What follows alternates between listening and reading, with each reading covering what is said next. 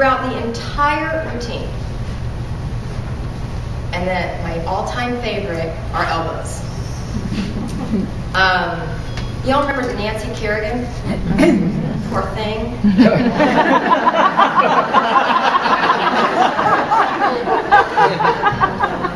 have that visual? Seriously, Shashan Stickleman versus Oksana Bayul, who did Swan Lake, and it was all elbows. You know, and she was moving across the ice, and it was elbows. You can make that first gymnast that Steve showed that did the over-rotated double pike. She was a stick woman level 9 that came to us. And she ended up making our floor team, the vault team last year.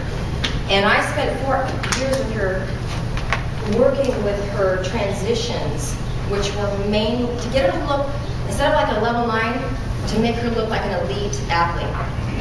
And one key thing I worked on were her elbows. When your arms move from position to position, the elbow initiates the movement. It's not the wrist, it's not anything else, it's the elbow. And so, coming from low fifth up to a presentation, it's an elbow. Even when an athlete presents, how often do you see them like that? They look like they're a lower level athlete.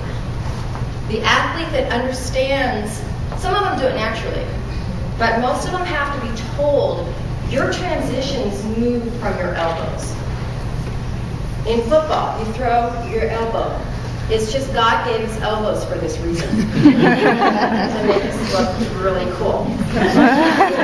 So, you watch the great performers, you will see this. The great performers will treat the floor routine as a performance. The great performers, you'll see them in their zone. And as soon as they salute that judge, the posture comes in, the focus comes in, they step on the floor, and it's a presentation. And it's just like, if you've ever been to the theater and you hear the orchestra warming up, and all of a sudden, the orchestra dies down. The lights go down, curtain parts, the performers come on stage. That's how you should feel when you watch a great performer. It's interesting because Tabitha Yim came from the ice skating world, and she brought this into gymnastics, which is great. You know, it's how she enters the floor. The problem is there are tons of people trying to copy it that don't get it. Just because you put your arms here and you walk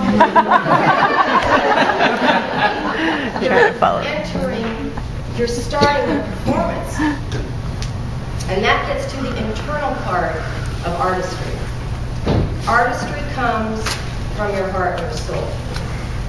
The genesis of movement comes from within. So when Tabitha enters the floor, you don't see, my coach told me to put my arms here and my head up. You see it start from within, and it opens up and she blossoms as she gets into her first pose.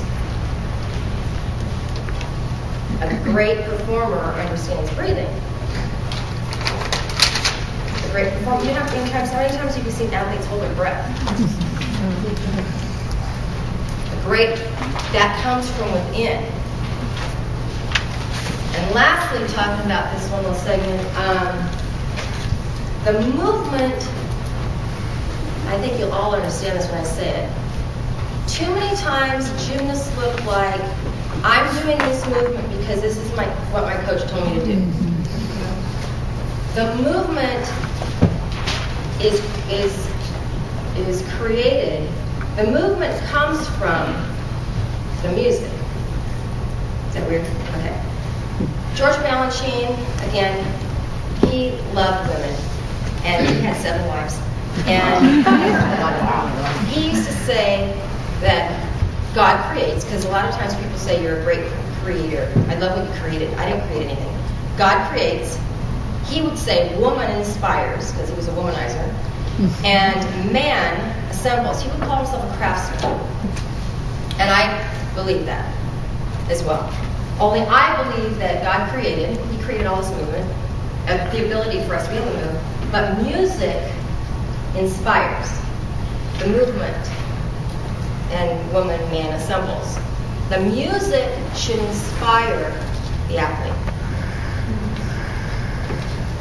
So, it happens to my girls all the time. It drives me nuts. They get out on the floor, they may make a mistake, they forget to listen to their music. It's like, I can tell the only reason you're going through that movement right now is because I told you to do that choreography. It's not coming from this well of passion that the music is inspiring. That is what we're looking for in artistry in gymnasts. This well of passion where literally they should make you believe that nothing else is happening in that arena besides them. I had a black athlete once. Y'all remember Kim turns to black. And she says, "My people are coming to see me."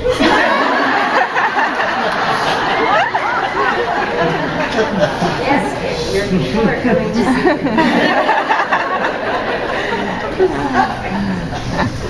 All right. The floor routine artistically should start from the minute they salute you until the minute they're out of those white lines, which means that they can't let down before tumbling pass. You can't see dance, chop, breathe, focus, tumble. You've got to see the connection. And it's important that they stop and focus and breathe. But they can't let down. They can't let the posture down. Everything needs to be judged within those white lines.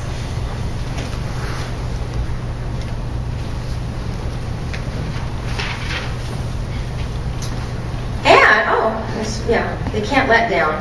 And I'm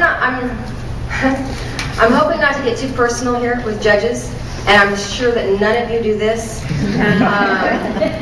But we coaches, we watch a lot of film after our meets. And a lot of times, most of the times, in the frame, there's a judge behind our athlete. And it's really incredible. It's kind of scary how often the judge's head is down. We looked at a beam routine a few weeks ago. The judge's head was down for 28 seconds of the beam routine. One routine. No, it's up and down. Up and down. I know. It was down, it was up. It was down. No, not consecutively. It was down.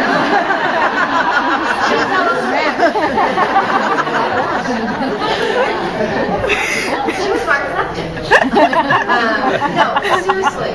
And when we're talking about artistry now, that's the stuff you're going to miss if you look down. I personally don't understand. I've never judged, so I should probably keep my mouth shut. But I'm Greek, and we Greeks don't keep our mouth shut. So I don't understand why you only have that big of a box to judge.